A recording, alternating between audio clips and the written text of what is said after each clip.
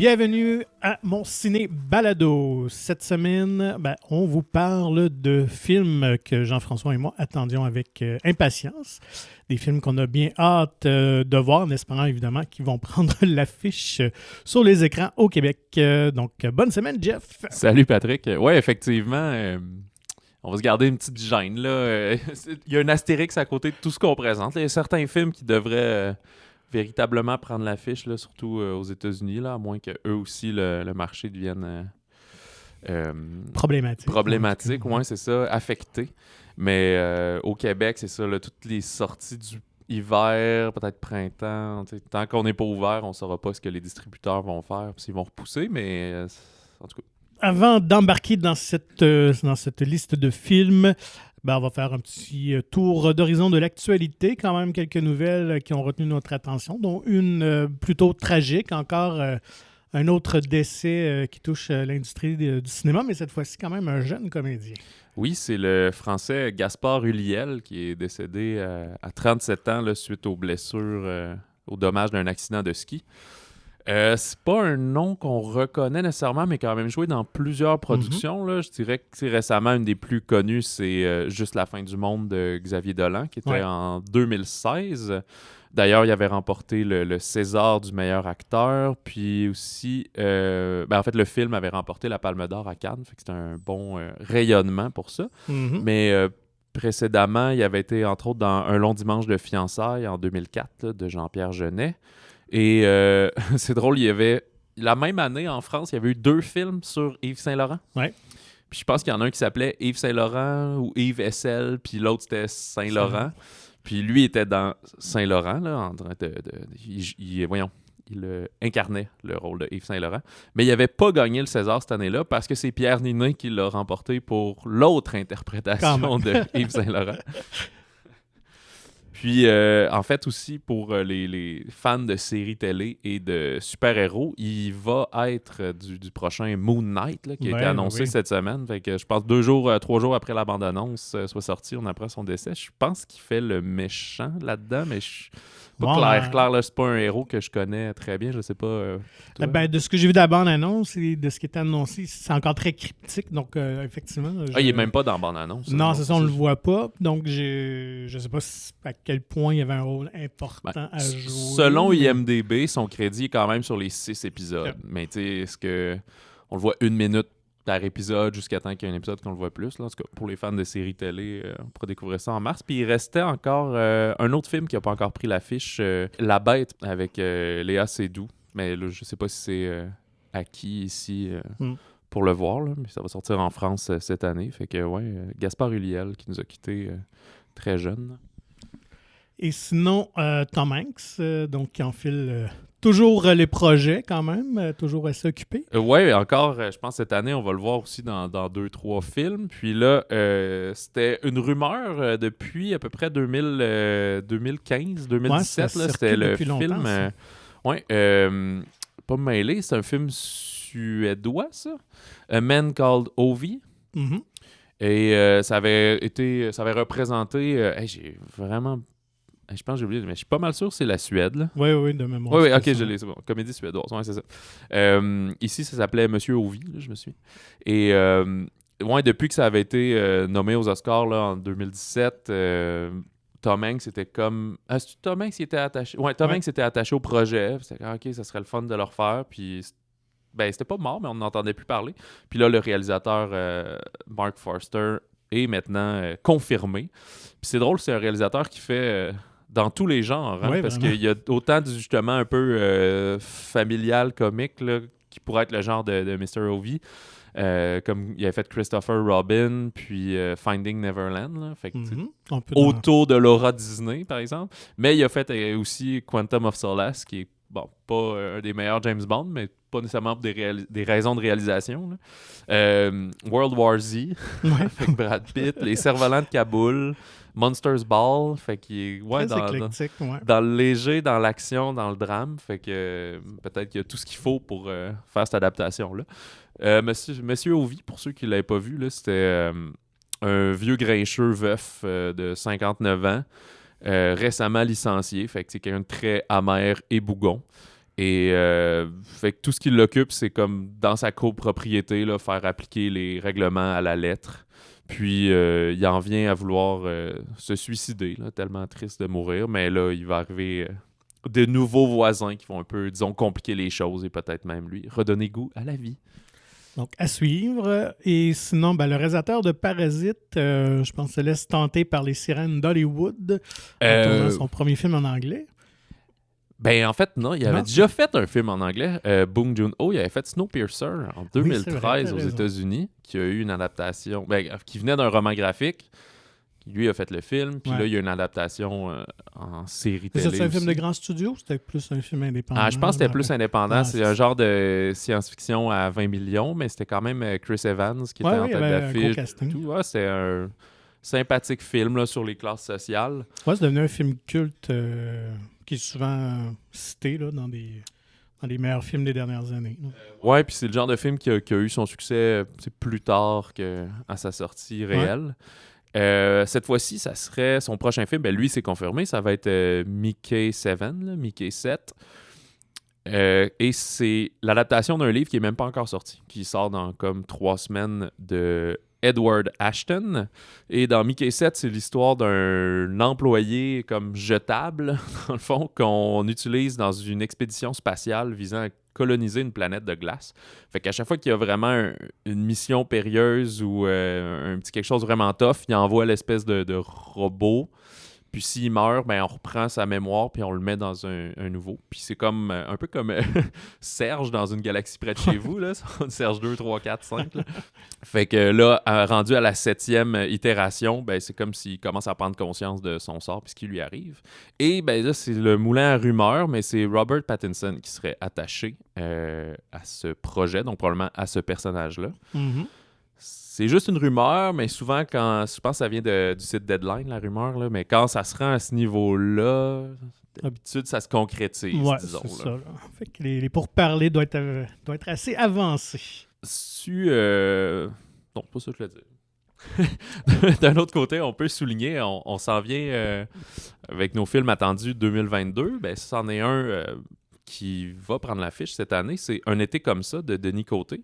Mais en fait, le film, on en parle ici parce qu'il est retenu en compétition officielle au Festival de Berlin.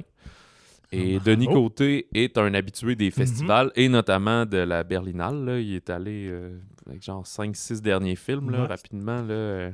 Bestiaire en 2012 avait débuté là. Vic et Flo ont vu un ours. Boris sans Béatrice, Répertoire des villes disparues, Hygiène sociale là, l'an dernier qui était dans une catégorie à part mais au festival de Berlin. Fait que beaucoup de succès à l'international pour Denis Côté. Et comme tu dis, un réalisateur chouchou de ce festival allemand-là. Alors, bravo à lui. Oui, bravo et bonne chance. Mais déjà, tout le temps d'être sélectionné dans ces genres de festivals-là, c'est déjà super enviable. Et une belle visibilité, surtout pour... des cinéastes qui font des films plus indépendants, plus marginaux, dirait-on. Exactement. Alors, sans plus tarder, on attaque 2022 et les nombreux films qu'on a hâte de voir. Jean-François, je pense qu'il en entend plus que moi. Je pense qu'il est très, très excité par cette année 2022. Vous allez voir, vous allez entendre sa liste. Donc, on débute avec les films québécois, peut-être qui nous tentent le plus ou qui piquent notre curiosité. Oui, je dois dire, comme tu viens de mentionner, j'ai quand même épuré ma liste un peu. Là. Au début, j'avais trop de films, puis là, j'ai resserré à, disons, qu'est-ce qui est... Ouais, c'est ça. Qui sera potentiellement plus marquant, là, mais il y a... En dehors de ça, plein d'autres films qui ont l'air excellents et qu'on attend, mais disons, parce que je voulais pas nommer non plus 150 films, là. Anyway, on va être là à chaque semaine pour vous les présenter. Ouais. Au Québec, on ne sait pas encore si la date va bouger parce que c'était prévu pour le début mi-février, puis c'est Norbourg de Maxime Giroux, film de crime financier sur l'affaire Vincent Norbourg. Là, Vincent Lacroix. Ouais. Vincent Lacroix, oui, pardon. Et fait que Maxime Giroux qui a fait plusieurs films succès au Québec, là, Félix et Méra, puis La Grande Noirceur, je pense, récemment. Et fait qu'avec quand même Vincent Guillaume Otis, Mm-hmm. puis François Arnaud Mhm. et Christine Beaulieu aussi. Fait que ça a juste l'air vraiment excellent. Là. Moi, c'est mon genre. La photographie ou l'air aussi super belle de ce qu'on voit de la bande-annonce. Ouais, ben moi aussi, fait ma liste de films à voir. C'est le genre d'intrigue d'histoire qui me fascine, qui m'intéresse, de voir comment quelqu'un peut, disons, crosser le système, déjouer le système pour en profiter. Et en plus, dans cette histoire-là qui était complètement folle, c'est qu'il a réussi à tourner de bord un enquêteur des autorités financières pour venir travailler pour lui, qui est joué par Vincent Guillaume Otis, qui joue le personnage d'Éric Asselin.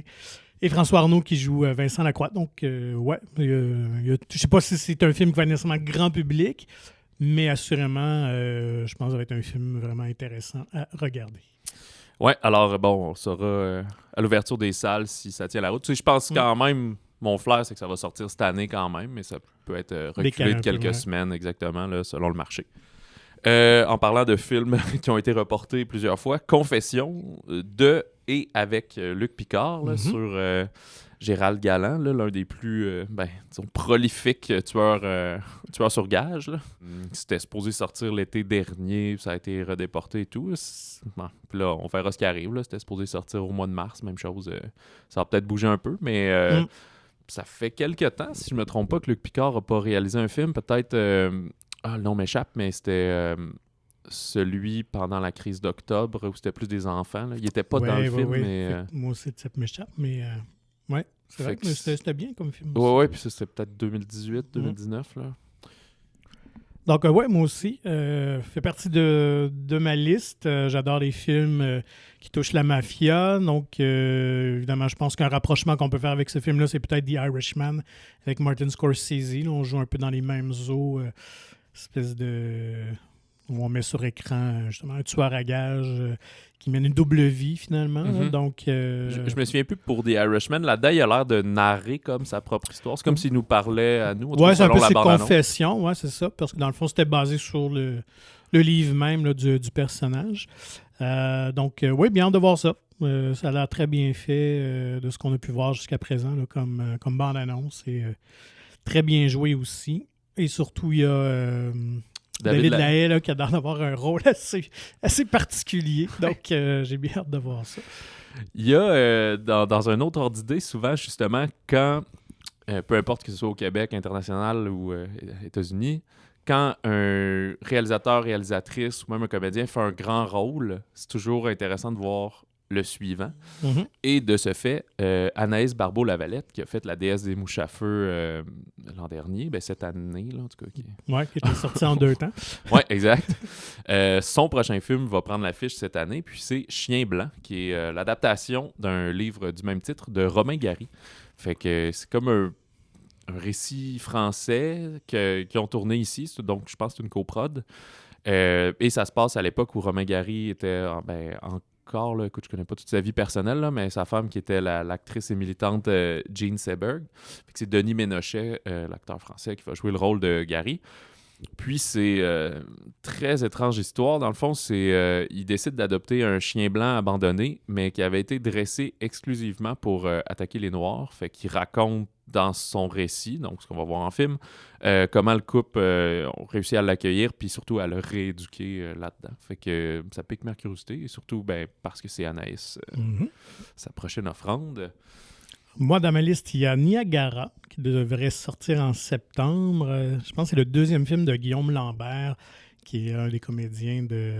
Like moi. Like moi, ouais. Que j'aime bien son genre d'humour assez particulier. Il avait tourné un petit film il y a quelques années. Là, les scènes fortuites. Ouais. Justement, qui était comme un montage de plein de tournages qu'il avait fait sur une longue période. Là. Ouais. Donc, qui était assez... que j'avais trouvé intéressant. Mais là, c'est surtout au niveau du casting. François Pérusse, quand même. Il était dans les scènes fortuites. Ouais. Fait que je pense qu'il y a une complicité qui se fait là. C'est à peu près les seules présences qu'il fait au cinéma. Effectivement, à ma connaissance, je ne l'ai pas vu dans autre chose. Éric Bernier, qu'on connaît de Tout sur moi, c'est tout ça, là, à l'époque qu'il avait fait avec... où il jouait lui-même, là, en tout cas. J'ai le visage en tête, mais je ne suis pas un très bon connaisseur de téléséries. Et Guy Jodoin. Alors, donc les 3 jouent 3 frères, finalement, les 3 comédiens. Donc, très curieux de voir ça. Ça peut être, on s'attend à un petit film quand même, je pense, assez plus d'auteur, même si on va le prendre à la comédie un peu noire. Là, tu sais, je pense que c'est un film qui ne sera pas vraiment pas un film grand public, mais juste au niveau de ce casting-là et de Guillaume Lambert, ben, j'ai hâte de voir ce qu'il va Ouais, accomplir. puis ça fait un bon moment que c'est annoncé. Fait que tu vois, ça m'avait échappé. Je me souviens même plus que finalement ça allait sortir. Alors, tant mieux. En parlant de films peut-être oubliés, j'ai pas confirmation que ça serait cette année, mais les échos, c'est pour ça. C'est la bataille de Farador. Ouais. On a Peut-être tourné ici dans la région de Québec. Oui, exactement. Puis c'est ça. Puis ça a été tourné peut-être au début de l'été ou l'été dernier, là, genre juin. Puis c'est de Édouard A. Tremblay, dans le fond, et co-scénarisé avec Éric Kaboulian, qui est en fait qui va être plusieurs films quand même cette année là, pour cet auteur et comédien. Il y a Catherine Brunet aussi qui va être au générique. Ça s'appelait Tom et ses chums à l'époque, puis c'était un cabaret kino, là, donc des courts-métrages amateurs. Puis c'est quand même un des premiers trucs assez viral québécois qu'il y a eu sur YouTube. Là. Un cours de genre 5 minutes que c'est comme un... C'est un gars qui retourne avec ses amis du secondaire jouer à Donjon Dragon, puis lui dit « bah là, c'est juste pour le voir, puis ça va être le fun ». Puis il se rend compte que ses amis, eux, ils ont continué à jouer pendant 10 ans, tous les jours. Leurs personnages sont rendus level 100, puis des trucs comme ça. Puis ça alterne entre comme l'incarnation de leur personnage, puis quand ils sont autour de la table à jouer, puis c'est un peu la frustration que lui prenne pas ça au sérieux versus les autres. Mm-hmm. Fait que c'est un peu grivois, très grivois en fait. Mais depuis longtemps, on disait ça serait cool un film de cet univers-là, blablabla. Puis tu sais, on parle, ça fait... J'étais au cégep quand j'écoutais ça, là, ça fait comme 15 ans. Là, Quand même. Fait que là, finalement, le film va voir le jour. Fait que je sais pas, je trouve ça le fun aussi de souligner les films de genre. On dirait qu'il y en a pas si souvent au Québec. Fait que je suis bien curieux de voir ce qu'ils vont faire avec ça. Puis, tu sais, Éric Kaboulian est derrière, c'est sûr, je pense, Menteur, puis Père en flic 2. Là, fait que tu scénarisé des gros produits comme ça, mais aussi Avant qu'on explose, puis il me semble Les Barbares de la Malbaie. De mémoire, fait que il est aussi dans l'indépendant, mais souvent dans la comédie. Fait que, ouais, bien curieux de voir ça. Ben, j'avoue que il n'était pas sur ma liste, mais je vais le mettre parce qu'évidemment, c'est le genre d'univers que j'aime bien aussi. Est-ce que tu avais d'autres films, toi, pour le Non, Québec? québécois, moi, ça close. Ben, il y a Viking, on a parlé il y a quelques semaines quand il confirmait, je pense, la fin du tournage ou quelque chose comme ça. Puis il est aussi co-scénarisé par Éric Kaboulian, mais c'est de Stéphane Lafleur, qui lui aussi fait toujours un peu des... Ben, on dit ça souvent, là, mais des ovnis du cinéma. Là, le cinéma un petit peu plus éclaté, sur une forme plus standard, comme Tudor Nicole, qui est comme un gamin qui a vraiment une voix d'adulte, puis qui aide vraiment à maturer plus vite. Des choses comme ça. Fait que, ouais, bien hâte de voir Viking. Puis j'ai Arsenault et Fils de Raphaël Ouellette, qui m'avait beaucoup marqué à l'époque avec Camion. C'était comme son premier long métrage, là, peut-être 2010-12. Fait que Arsenault et Fils, c'était avec Guillaume C, Karine Vanasse, Luc Picard, Micheline Langto et Julien Poulain. Puis c'est comme une famille là, dans le bas du fleuve, dans un petit village, qui tire profit de la chasse illégale. Mais là, le retour de leur fils cadet, puis d'une animatrice de radio, vont mettre à l'épreuve l'harmonie de la famille. Fait que, ouais, c'est un peu criminel, comme on disait, peut-être avec Confession, avec Norbourg. Je sais pas s'il va y avoir un côté comique. Je suis pas sûr à lire ce qu'il y a autour, mais écoute, on en saura plus lorsqu'il y aura une bande-annonce. Mais c'est parmi les films, moi, que j'attends avec impatience. Très bien. Alors, du côté international, cette fois-ci, je pense qu'on ne peut pas échapper au film qui jouit d'un buzz incroyable. C'est le film japonais Drive My Car, qui rafle beaucoup de prix sur la scène internationale. Probablement lui qui est favori pour remporter l'Oscar du meilleur film étranger. Alors, je suis curieux de voir cette bébête-là. Oui, absolument. Surtout que ça vient d'une nouvelle. Fait que d'habitude, c'est très court. Et le film dure comme 3 heures, je pense. Fait qu'ils ont vraiment funké autour. Là. Fait que c'est comme un homme d'affaires, genre, qui peut plus conduire. Puis il y a une conductrice qui se fait donc assigner à lui. Chacun a eu un deuil différent. Là. Je pense qu'il y en a un, c'est sa femme. Elle, c'était son père ou sa mère. Puis ils se retrouvent et se confrontent au travers de tout ça. Là. Fait une espèce de relation platonique, là. C'est pas un film d'amour non plus, là. Fait que, ouais, bien curieux. Il est dans plein de films. Tous ceux qui ont eu la chance de le voir là, dans différents festivals ou d'autres pays, dans leur top de films 2021, étaient souvent là, facilement dans le top 2. Là. Ouais. Fait que nous, ça devait prendre l'affiche, là, je pense, début janvier. Fait que j'imagine que dès que ça ouvre, ça va être sur les écrans. Là. Surtout que le buzz des Oscars est quand même d'ici jusqu'à mars. Fait que, en fait, rapidement, il y en a une... pas une pelletée, mais il y en a quelques-uns de ces films-là qui sont les représentants de leur pays pour l'Oscar du meilleur film international. Fait que, tu sais, qu'on alloue ou non un prestige aux Oscars, c'est quand même une occasion de voir des films marquants de nationalités différentes. Fait que la Belgique, eux, ils proposent Un monde de Laura Wandel qui avait été présenté au Festival de Cannes 2021 aussi. Sur de l'intimidation scolaire. En Finlande, c'est Compartiment numéro 6, qui a été ex aequo pour le Grand Prix à Cannes en 2021. C'est deux jeunes, une Finlandaise, un Russe, qui se retrouvent comme dans le même wagon de train pour voyager, puis que, disons, tous les opposent, mais ils vont apprendre un peu à se tolérer au travers de ça. L'autre co-gagnant du Grand Prix de Cannes, c'est Un héros de Asghar Farhadi, qui est un habitué aussi des festivals et pas mal tous ses films, Une séparation, puis tous les titres m'échappent soudainement, là, mais tous ces films se retrouvent souvent sur nos écrans. Et en Norvège, je souligne aussi Julie en 12 chapitres, qu'en anglais, ils appellent The Worst Person in the World. Elle était aussi souvent dans les tops de 2021, là, pour ceux qui avaient eu la chance de le voir, genre au TIFF, puis autres festivals. Il avait gagné aussi le prix d'interprétation féminine à Cannes pour Renate Reinsve.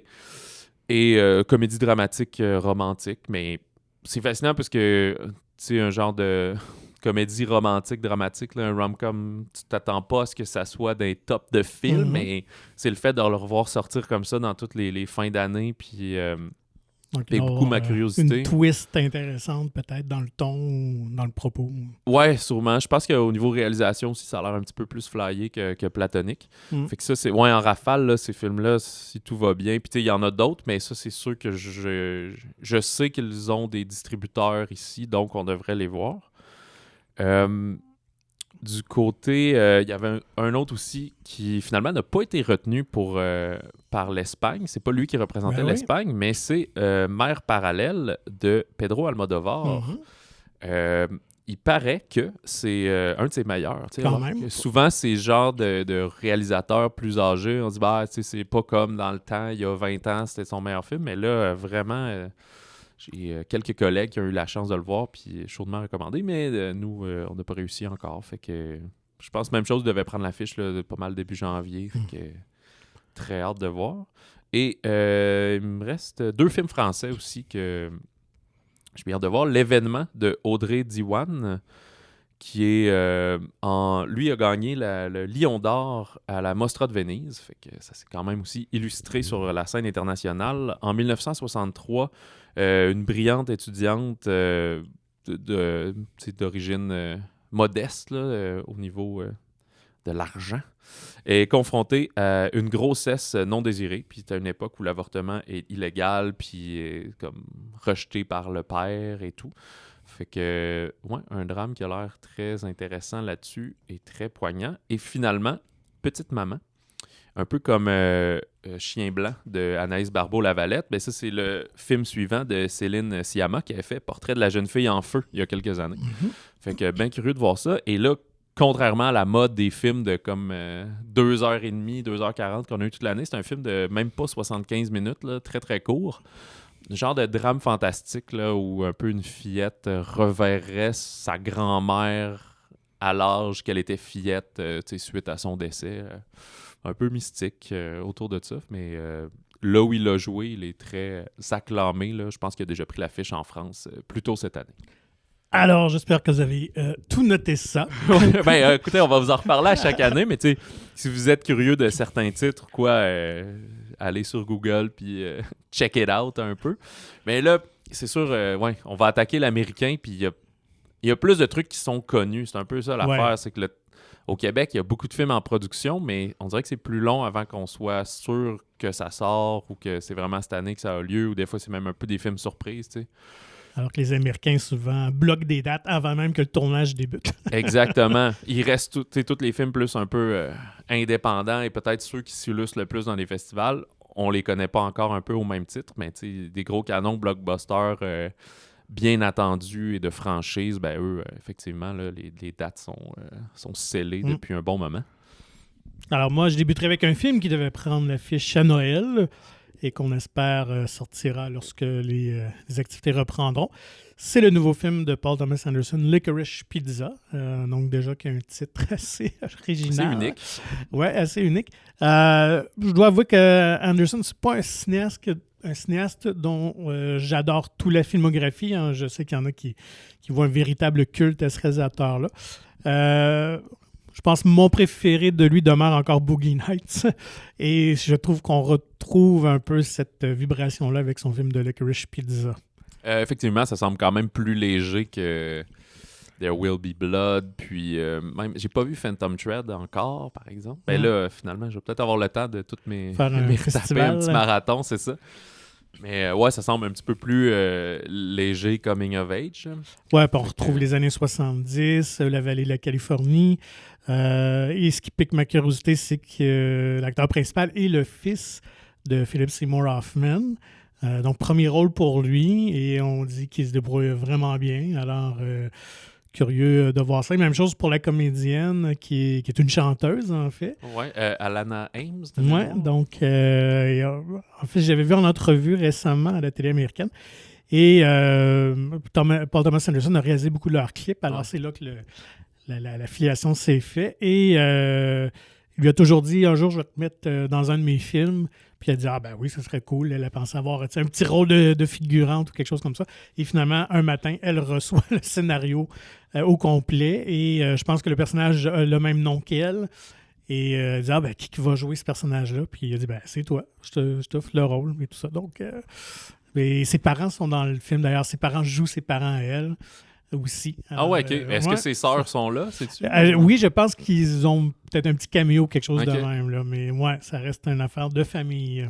Hey. Donc, Licorice Pizza à découvrir éventuellement. Et ça prendra pas trop de temps avant qu'on ait notre premier, disons, gros blockbuster, film à succès, simplement au début mars, The Batman de Matt Reeves. Tu sais, on dirait à chaque fois qu'il y a un héros iconique comme ça, et surtout Batman a eu pas mal d'adaptations, là. Spider-Man aussi, mais Batman en est un. Fait qu'à chaque fois qu'il y a un nouveau casting, c'est quand même très polarisant, là. C'est soit jailli puis c'est jamais comme dans le temps, ou ah non, enfin, c'est le meilleur. Fait que Robert Pattinson, justement, là. Moi, je pense que beaucoup de gens ont la gueule pour être Batman, ça dépend juste du traitement du film. Il faut que le traitement suive. Tu sais, mettons, Pattinson, j'y crois, mais s'il avait mis Pattinson pour les Justice League, ça n'aurait pas marché comme pantoute, tu sais. Alors que Ben Affleck, d'autres n'aimaient pas ça, mais on dirait que dans le traitement qu'il y avait, il a juste pas eu le droit, disons, au meilleur scénario. Il n'y a pas eu de film stand-alone. En fait, c'est lui, je pense qu'il l'a refusé un peu, que ça ne l'intéressait pas, fait qu'ils sont un petit peu passés à autre chose, là. Puis dans le cas de Batman, on en discutait hors d'onde, mais je pense que c'est un projet de film unique, là, de stand-alone film. Là, ça fait pas partie d'un univers partagé avec les autres. Et je pense que c'est une bonne chose, honnêtement. Et moi, ce que je retiens beaucoup de ce qu'on a vu des bandes annonces, c'est le traitement un peu à la Seven. On est vraiment dans un film policier noir. J'aime qu'on retourne aux sources du personnage qui est vraiment une détective. Mais écoute, la barre est quand même tellement haute depuis les films de Christopher Nolan, on ne peut pas s'en cacher. Je pense que tout ce qui va suivre va être toujours comparé à ces films-là.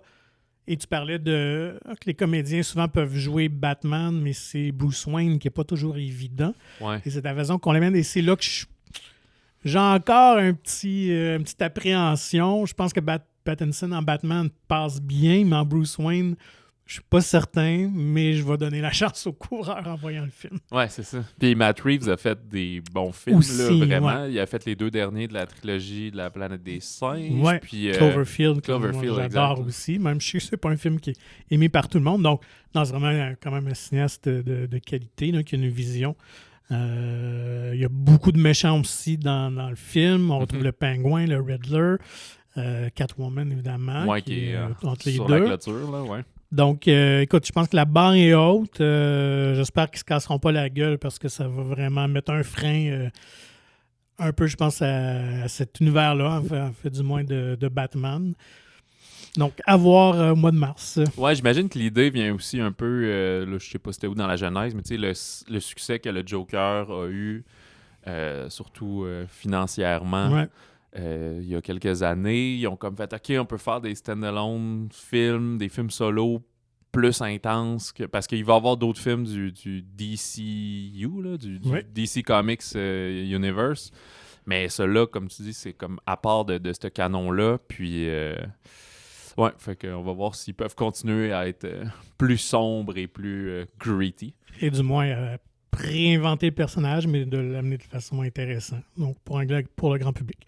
Ça va être à voir. À voir, effectivement. Début mars. Il y a, on en avait parlé là, il y a quelques semaines, là, quand même. Le temps passe vite. Quand la bande-annonce avait sorti, des studios A24, là, c'est sûr qu'ils ont certains films que j'attends avec impatience, dont Everything, Everywhere, All at Once, qui est avec Michelle Yao, Jamie Lee Curtis, dans la folie des multivers, comme Spider-Man nous a présenté, comme Doctor Strange va poursuivre, comme The Flash, comme plein de films cette année. Mais là, c'est comme le côté plus indépendant de ces films-là, d'une personne un peu normale qui se retrouve à pouvoir connecter avec toutes ses identités.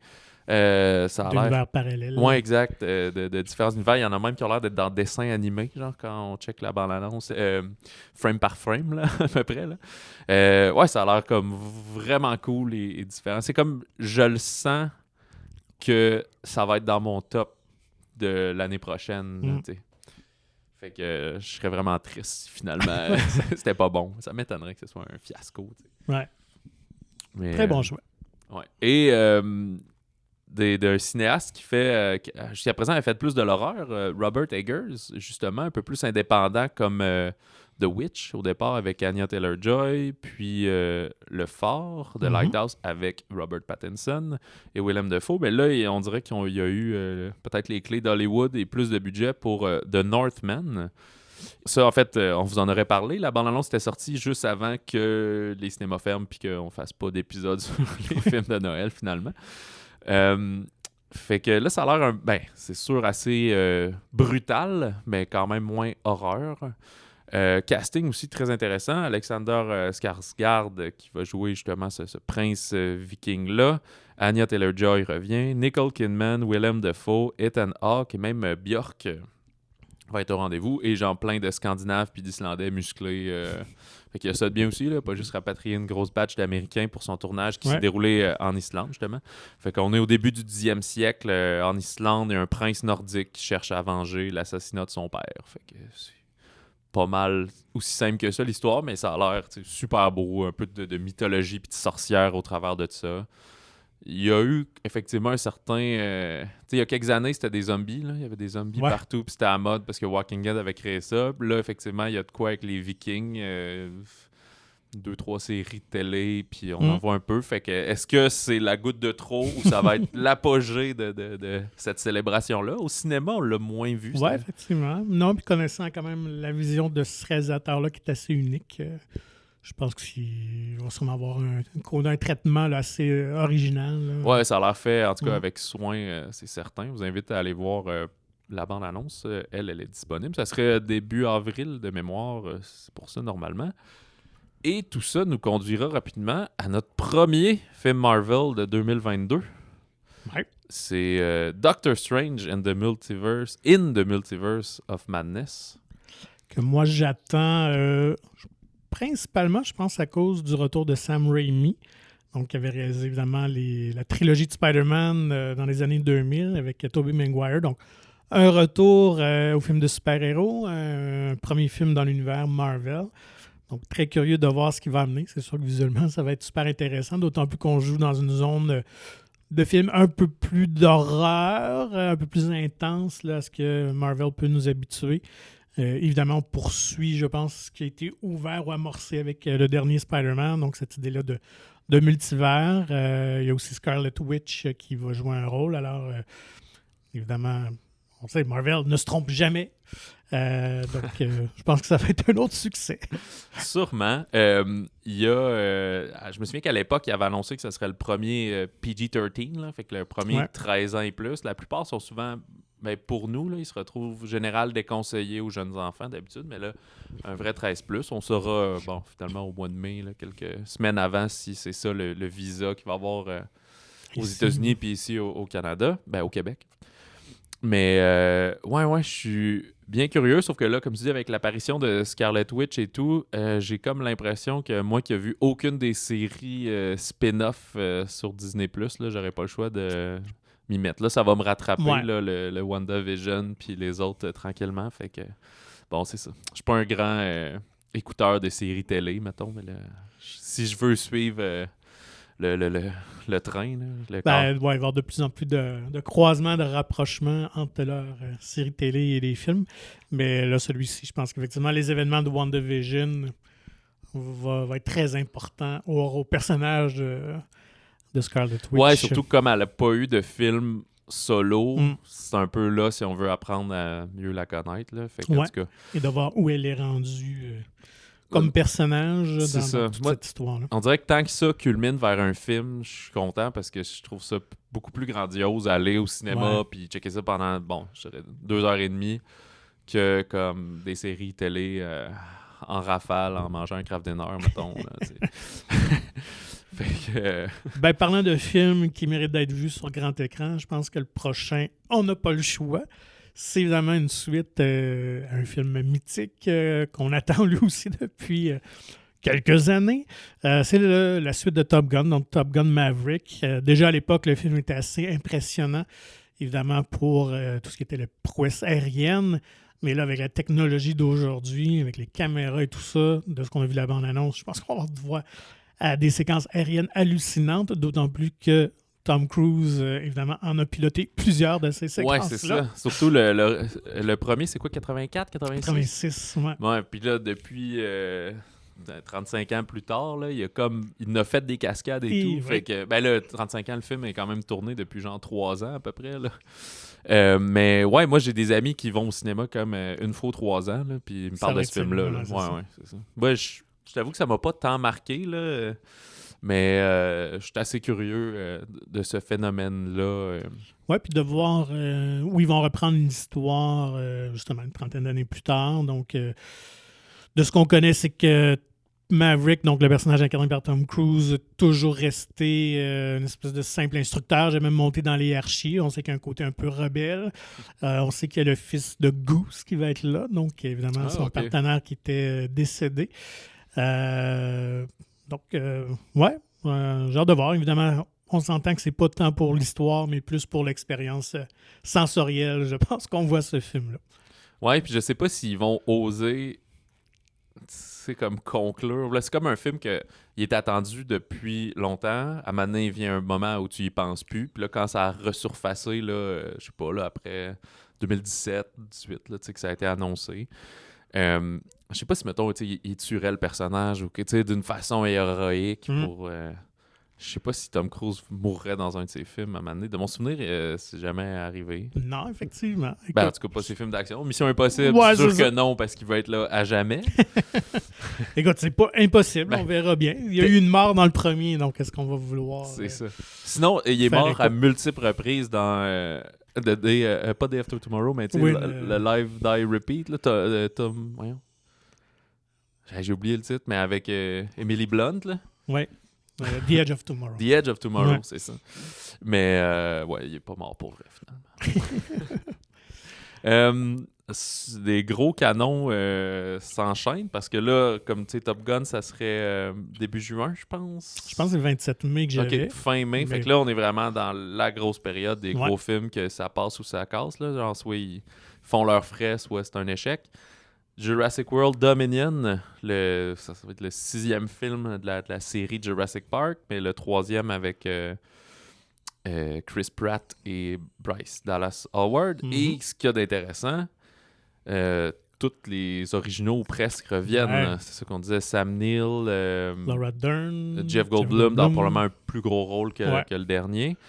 Puis là, les dinosaures vont être rendus un peu partout partout Sur aux la États-Unis. planète, ouais, ça se voit. Peut-être partout dans le monde, là, mais ouais, fait que quand même curieux, là, moi, comme peut-être plusieurs de ma génération, là, quand même une fascination pour les dinosaures. Fait que le dernier m'avait laissé un goût amer en bouche, là, il Ouais. était un peu décevant, là, une espèce de remâché du 2, puis de la maison du scientifique fou, puis je sais pas, ça virait un peu horreur, mais c'était pas tant assumé.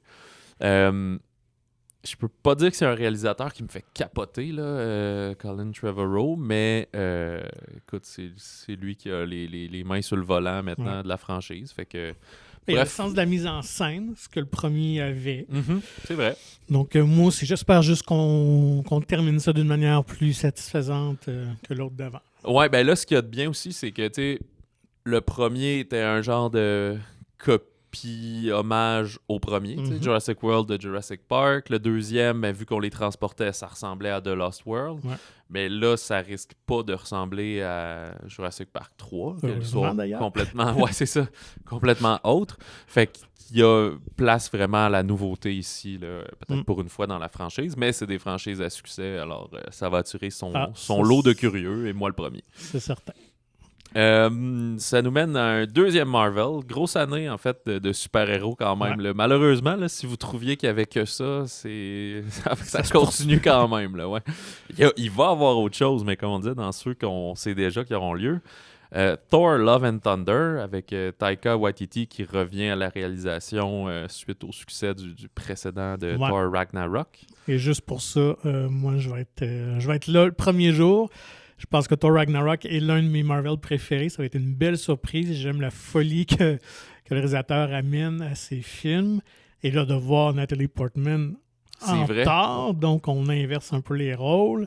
Donc oui, je vais voir ça absolument. C'est ça, il n'y a pas de bande-annonce pour l'instant, on en sait peu, mais début juillet, puis ouais, c'est certain que ça va être un hit, je pense, ce film-là. Ouais.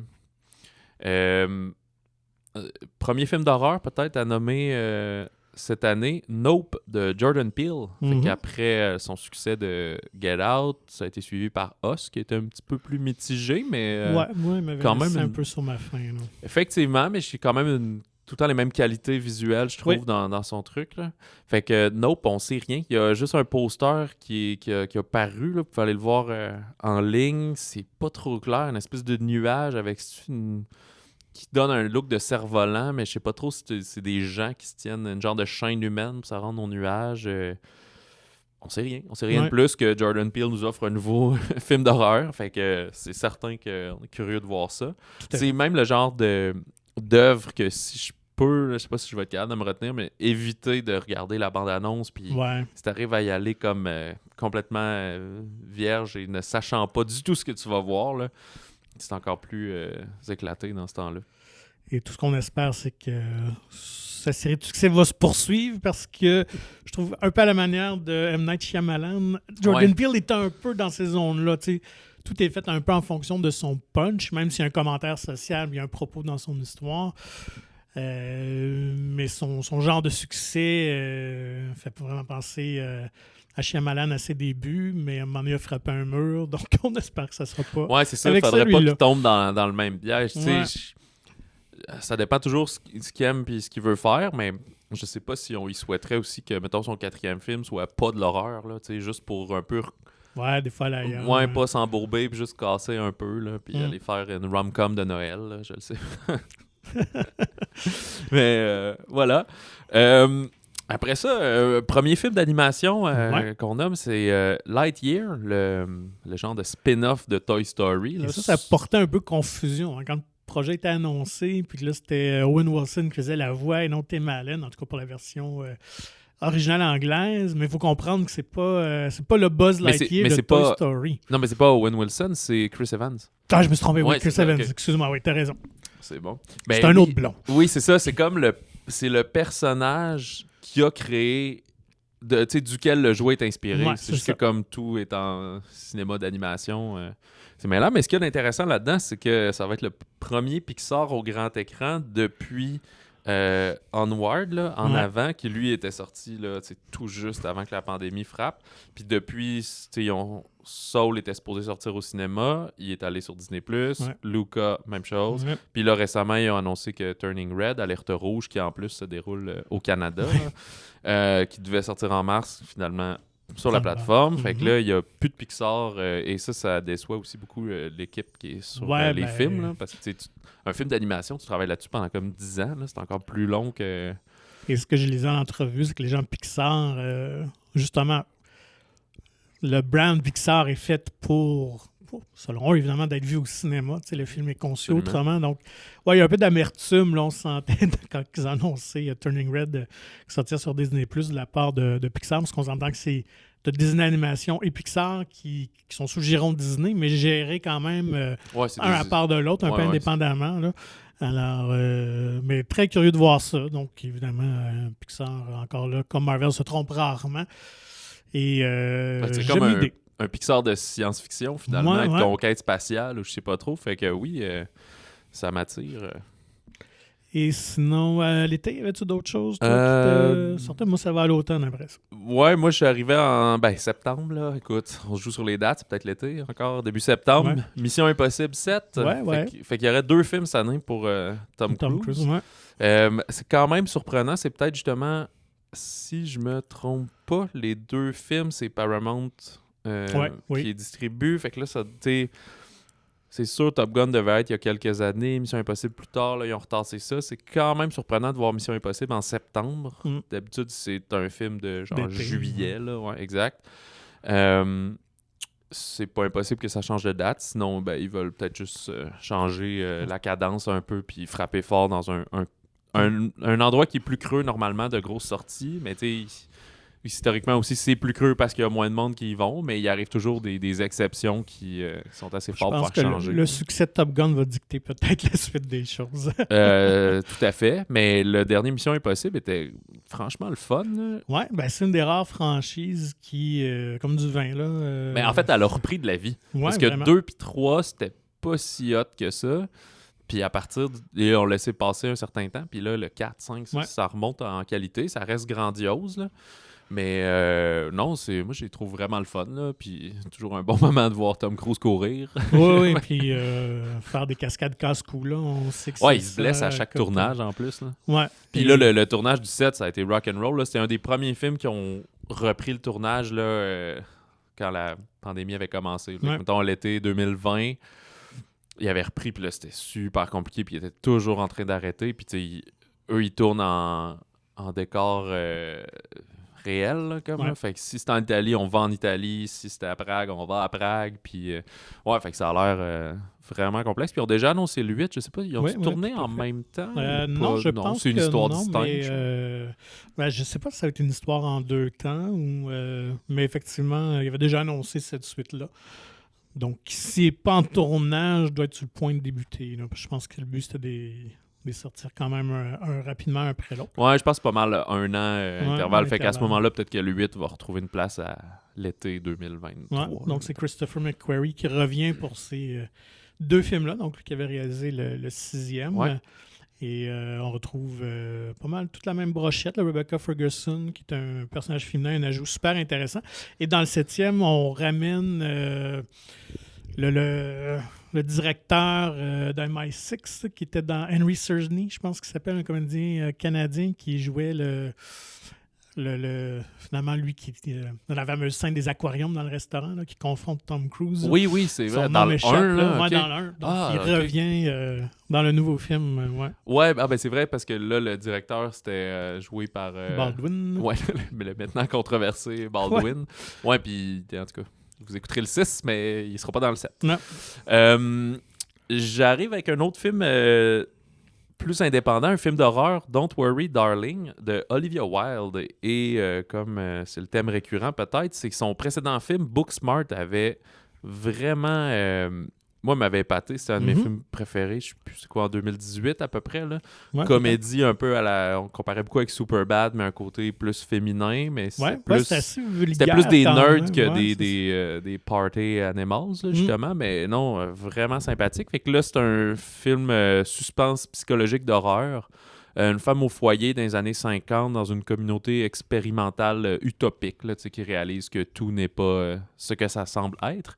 Et c'est avec Florence Pugh, qu'on a vu entre autres dans Black Widow récemment, et Harry Styles aussi, qui est de la nouvelle coqueluche du cinéma. Ouais. Et tu m'apprenais, petit potin, qui sont devenus un vrai couple suite au tournage. Oui, tout à fait. Donc, quand même une petite différence d'âge entre les deux. Là. Je ne sais pas comment. Je sais pas du tout. Je pense que peut-être une fin trentaine, je pense. Là. Je pense qu'ils ont peut-être une dizaine d'années au moins entre les deux. Ouais, donc, donc un drôle de couple, mais souhaitons leur bonheur. Oui, c'est ça. Et j'ai hâte de revoir, c'est ça, Olivia Wilde, qui en fait a joué dans plusieurs films comme Tron, puis ça va devenir une tête d'affiche. C'est quand même là depuis plusieurs années. C'est ça, puis peut-être malgré elle s'est pas toujours retrouvée dans des très bons films, là.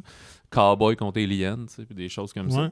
Mais en tout cas, si la suite est aussi bonne que Booksmart, écoute, ça va peut-être se réinventer comme une réalisatrice très, très pertinente. Bien qu'elle avait un caméo dans un de tes films favoris de 2021. Oui, tout à fait, qui était une belle surprise. Petit personnage caché dans Ghostbusters. Donc, elle prenait le rôle de Gozer. Exact. Un autre film d'horreur, moi, c'est une de tes franchises. Ben oui. Écoute, j'ai pas le choix de mettre Halloween Ends dans ce film-là. Bon, même si on s'entend que c'est pas des grands films, mais l'autre d'avant était pas mal moins bon que le Halloween de 2017. Mais quand même, je l'aimais parce que c'est supposé d'être la fin de cette itération-là de Michael Myers. Je pense qu'on peut plus tirer l'élastique bien plus que ça. Là, déjà que le personnage est comme dans 60aine d'années puis qu'il a à peu près tout survécu, toutes ces attaques, surtout dans le dernier. Là, donc, il en mange une bonne, mais il survit encore. Alors, où on va aller? Je suis curieux. Espérons que la conclusion sera satisfaisante pour les fans. Et puis, voilà, on verra après ça qu'est-ce qui se passera avec ce personnage-là. Ouais, je pense, moi, j'ai pas, cette année, ça n'a pas donné. Finalement, j'ai pas écouté Halloween Kills, mais je vais visiblement l'écouter avant d'aller voir la fin. Comme tu dis, un projet de trilogie qui termine, c'est toujours intéressant. Même un personnage iconique aussi comme ça. Là, exact. Puis, tu sais, c'était fantastique quand ils ont ramené avec Jamie Lee Curtis puis de faire une vraie suite officielle. Mais là, faut que ça finisse. Là. Tout le monde est trop vieux puis trop magané. Là. Puis pas les comédiens nécessairement, que les personnages aussi. Là. Ouais. Fait que, mais tu sais, j'espère quasiment que des gens vont mourir. Là. Que ça soit le personnage de Jamie Lee Curtis ou celui de Michael Myers, là, qu'un des deux triomphe. OK, ça dépend si tu veux finir bien ou mal. Mais là, ils peuvent pas juste, on pense qu'on l'a tué, puis finalement, on regarde, puis le cadavre a disparu, puis c'est comme... à moins qu'on les interne les deux dans la même asile. Tout ça n'était qu'un rêve. Dans la même aile, oui, c'est ça, finalement. Elle se réveille en 1977, quelques jours après. Ouais, c'est ça. Elle se réveille, puis là, il faut qu'elle aille garder, là, comme... Même pas, c'est avant, là. Elle fait pas une sieste à un moment donné, là, quand elle le voit dans le jardin, là. Ça serait vraiment très, très drôle. Appelez-nous Hollywood si vous avez des idées. Puis, moi, ça m'amène... il y a... j'ai pas noté la date. C'est peut-être plus décembre, mais un autre film d'animation, Spider-Man Across the Spider-Verse. Fait que c'est Sony, ça, qui est derrière tout ce qui est Spider-Man. Le premier avait vraiment charmé, avant entre autres gagné l'Oscar du meilleur film d'animation. Là, on va être beaucoup avec Spider-Gwen, je pense, qui va attirer Miles Morales dans son univers pour un coup de main pour ses problèmes. Mm-hmm. Fait que, je pense que ça, c'est une très belle franchise qui peut durer longtemps. Puis, des franchises d'animation, l'avantage, c'est que les personnages vieillissent pas. Fait que tu peux étirer ça un certain temps, mais c'est des bons coûts de production. Là, fait que je pense qu'il va falloir que les succès financiers soient au rendez-vous pour que ça poursuive. Mais en plus, il ose l'appeler Part 1. Fait que déjà, on annonce que ça va se jouer en plusieurs volets. Oui, tout à fait. En 2 volets, donc... c'est une histoire en deux films. Donc, le prochain va suivre en 2023. L'autre décembre. OK. Ouais, c'est ça. Donc, écoute, grosse année pour Sony qui pourrait être triomphé 2 fois avec ses Spider-Man. Ouais, absolument. Donc, cette franchise-là. Back à back. Puis là, il y a une espèce de combat de super-héros DC, Marvel. Ouais. Dans le temps des fêtes prochains, il va y avoir aussi il y a tout le temps plusieurs bons films comme en vue des Oscars, comme on a eu cette année avec Last Duel, puis Dune, puis celui de Spielberg, que le nom m'échappe. West Side West Story. Side Story. Mais là, on les connaît pas vraiment encore, ces films-là, malheureusement. Fait que c'est pas qu'on est, comme on dit, d'un gros canon, mais il va y avoir, pour les amateurs de films, disons, plus profonds, il va en avoir aussi. Sauf que là, très audacieux, est-ce que des films vont bouger là-dedans? Le 4 novembre, Warner Bros., des DC Comics, The Flash, qui a enfin son film au cinéma, mais si ce n'est pas que The Flash lui-même, il y a un autre personnage qui attire encore plus, qui pique encore plus la curiosité. Écoute, quand ça a été annoncé que Michael Keaton reprenait son rôle iconique de Batman dans son univers donc du film de 1989, les réseaux sociaux se sont enflammés, les fans ont capoté. C'était un souhait quand même, je pense qu'on espérait de revoir. Je sais que on associait, en tout cas, les gens souhaitaient beaucoup qu'il revienne peut-être dans un rôle dans le style Batman Beyond, là, où dans ces histoires-là, on avait un vieux Bruce Wayne qui entraînait un jeune Batman. Donc, ça aurait pu être une possibilité. Mais finalement, non. On aurait droit à donc, un Keaton toujours costumé qui combat le crime. Donc, je pense juste pour ça, ça va être excitant à voir. Est-ce que le film sera bon? On verra. Mais le film aussi, si ma mémoire est bonne, c'est que ça trempe dans les multivers. Ça se peut-tu que je sais pas comment ça va arriver. Là. Flash court tellement vite que ça se passe. Fait qu'il va y avoir les flashs des séries télé, le flash de Justice League. Et Ben Affleck donc, sera aussi présent dans son Batman de Justice League, donc qui connaît le Flash de ce film-là. On a introduit aussi, je pense que c'est Batgirl, qui, elle, va avoir droit à son propre film après ça en plateforme, donc sur HBO. Donc, Michael Keaton aussi va jouer. Donc, Keaton reprend son Batman dans plus qu'un projet. Là. Alors, on verra bien à ce moment-là. Fait que ça, c'est vraiment le retour du... C'est comme elle l'appelle, le DCMU, là, le DC Cinematic Universe, DCCU. Le gros problème, c'est que justement, l'univers DC est toujours en réaction à celui de Marvel, même si le projet avait été annoncé avant Spider-Man. Donc, comment va réagir le grand public? Est-ce qu'ils vont juste dire, encore, on copie Marvel, on copie Spider-Man? Ou bien... Donc, j'ai hâte de voir la réaction quand même des gens. Ouais, puis un peu comme le classique de film de super-héros, on est allé chercher un jeune réalisateur qui a un bon CV déjà. Oui, quand même. C'est Andy Muschietti, derrière les deux hits, chapitre 1, chapitre 2. Fait que, c'est ça. Je sais pas s'ils vont réussir à frapper fort. Je pense que oui, surtout que, tu sais, c'est comme le premier super-héros de l'automne. Fait que ça risque d'aider. Mais là, une semaine plus tard, le 11 novembre, Black Panther Wakanda Forever, Black Panther 2, qui lui aussi est très mystérieux puisque malheureusement Chadwick Boseman est décédé. Ils ont annoncé qu'ils ne recasteraient pas son personnage. Donc on sait que quelqu'un d'autre va prendre le costume, l'identité de Black Panther. Oui, c'est ça, mais il n'y a plus de T'Challa. Ils ont quand même confirmé que le personnage de Shuri, là, joué par Letitia Wright, lui va être comme de plus en plus présent dans le MCU. Puis peut-être que celui de M'Baku, de Winston Duke aussi, là, ceux qui étaient comme un peu plus exclus, là, si on veut. Qui avaient rejeté la technologie. Oui, c'est ça, que lui aussi devrait prendre plus de place. Fait que très mystérieux ce qui va se passer. Et là, comme il avait fait un espèce de jeu de domino là, il y a quelques mois, ils avaient tassé leur film de mars à cause, justement, je pense qu'il y avait du retard sur la production de Black Panther. Là, tu te retrouves avec comme ton film du temps des fêtes, ce gros canon-là.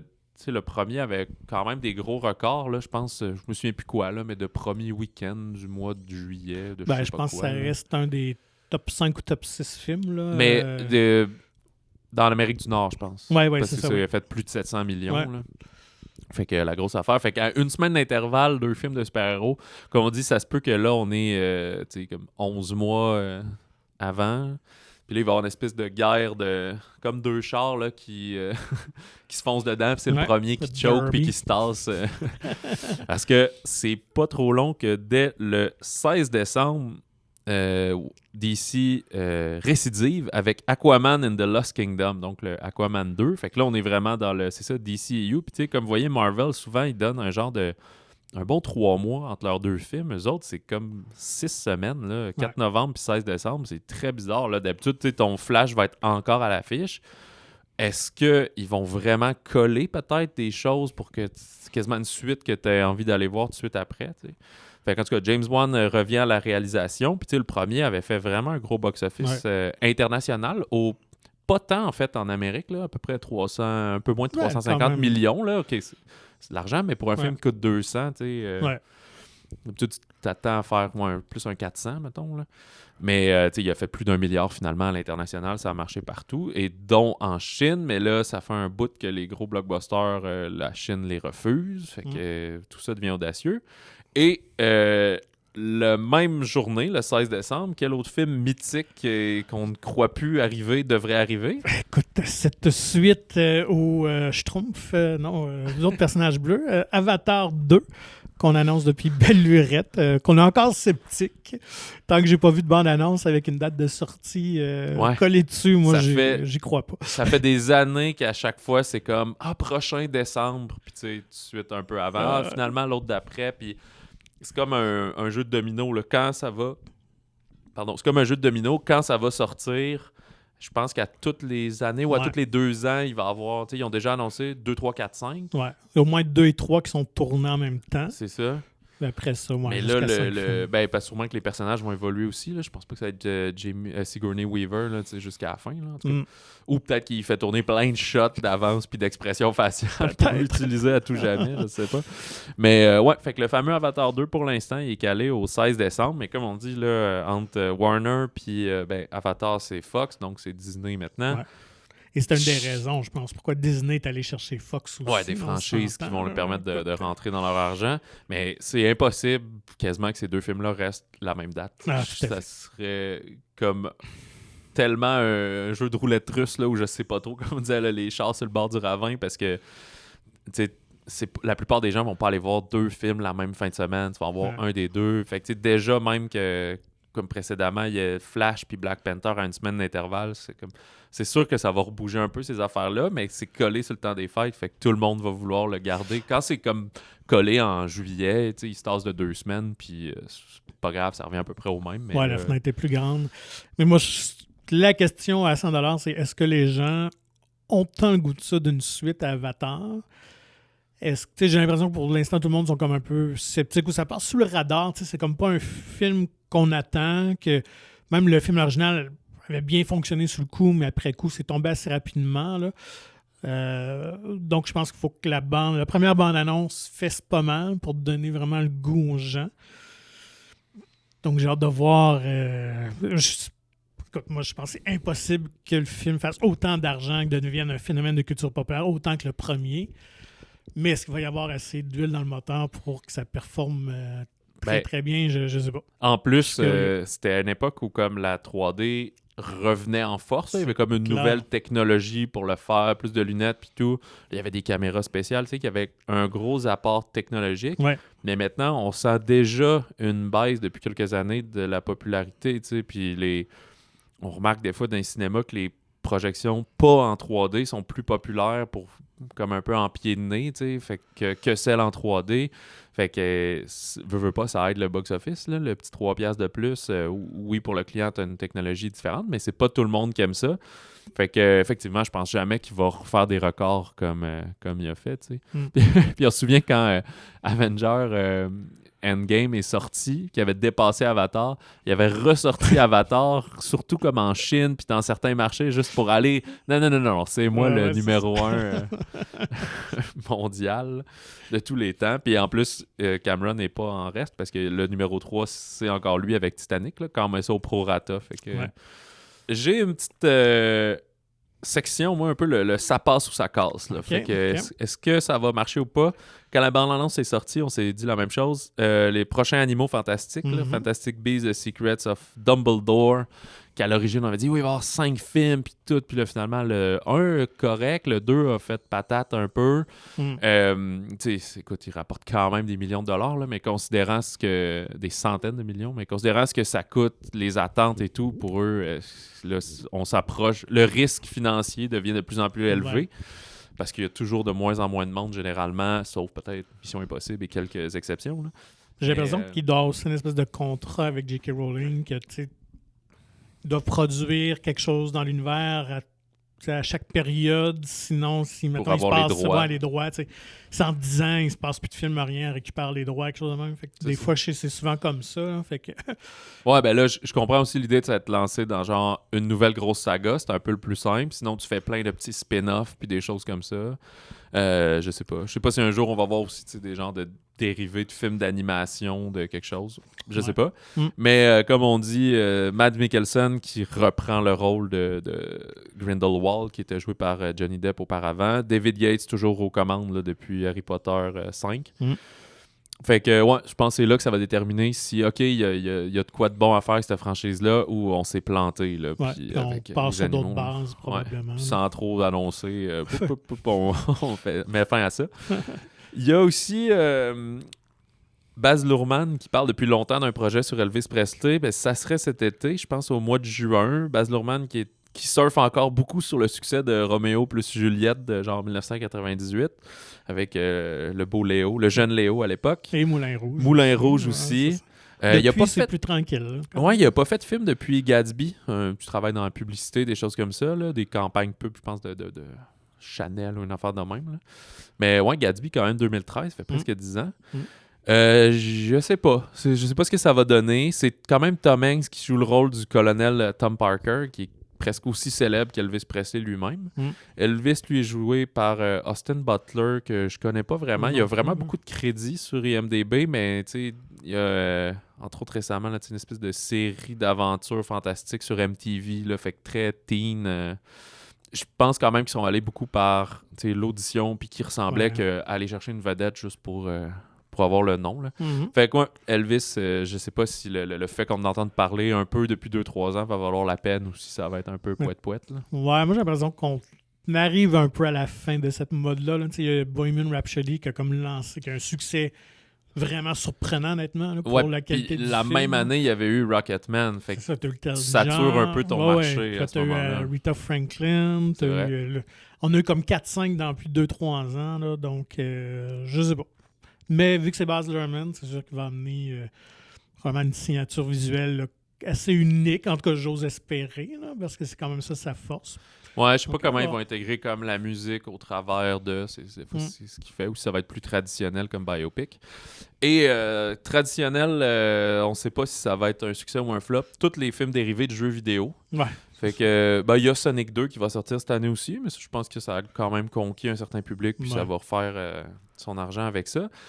Il y a Uncharted qui sort au mois de février, si ma mémoire est bonne. Possiblement la nouvelle franchise pour Tom Holland, si ça fonctionne fort. Ouais, ben autant il y a eu comme 4-5 jeux de vidéo, fait qu'ils peuvent se laisser aller dans les films. Tu sais, Tom Holland, Mark Wahlberg, c'est un gros casting de American Movie Stars. Fait que, je sais pas, Ruben Fleischer a fait des gros films, on lui confie souvent des gros budgets, mais c'est pas des hits nécessairement du public, là. Bien que Zombieland, son public... Le Zombieland 1 avait quelque chose de très rafraîchissant, le Zombieland 2 était très réchauffé, là. C'est lui qui fait les Venom. Des fois, il a fait le premier. Le premier, OK. Ouais. Ah oui, c'est Andy Serkis qui a fait l'autre. Ouais. Fait que, ça, c'est un exemple de... Tu sais, finalement, c'est un méga hit, mais tout le monde est comme... Moi, je suis pas sûr que j'ai aimé ça. Je suis allé le voir 3 fois, tu sais. En Chine, il avait explosé. Je me souviens plus des chiffres, là, mais 300-400 millions. Puis, en tout cas... on avait parlé plus tôt cette année, l'annonce de Super Mario Bros. En dessin animé. Avec les voix de Chris Pratt, Anya Taylor-Joy, Seth Rogen, Jack Black. Fait que aussi gros casting. À date, Super Mario, ça s'était planté puis c'est devenu un nanar en soi. Fait que... Mais sous forme de dessin animé, peut-être la voie la plus prudente là, à prendre, je pense. Là. C'est peut-être plus possible. Ouais, c'est juste de voir quelle histoire ils vont faire avec ça. Tu sais, Lego Movie a réussi à faire des trucs cool avec Batman. Ben, surtout le Lego Movie puis Batman, là, Ninjago, je pense que c'était... un échec. Et pour les fans de peut-être plus RPG, annoncé dans les rumeurs depuis très longtemps, Borderlands, une quand même populaire série de jeux. C'est Eli Roth qui a réalisé le film.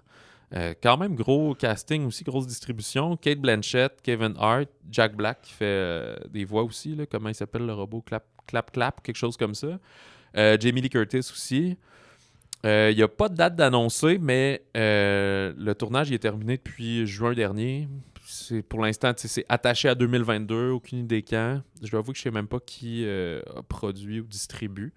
Mais bref, ça sortirait peut-être de cette année. Puis est-ce que l'I-Rot, à ce moment-là, va y aller un peu plus comme, ces films d'horreur, séries Hostel? Mais ce sera pas aussi violent, mais dire, nous, on y va, là, c'est 13 ans et plus, ce film-là, puis on fait plaisir aux fans, ou ça va être A Clock in Its Walls, puis on veut que ça plaise à tout le monde.